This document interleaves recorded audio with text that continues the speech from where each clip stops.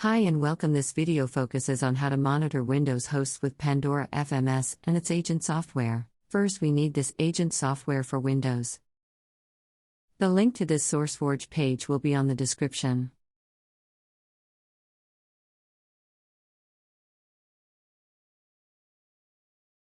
Then start installation. Windows do not recognize this vendor, so run anyway. Agent installation is simple, only specify server DNS name or IP.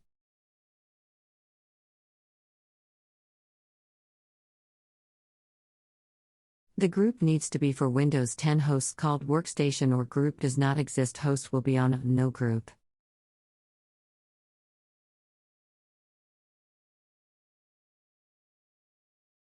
Enable remote config if you have the license for Pandora FMS.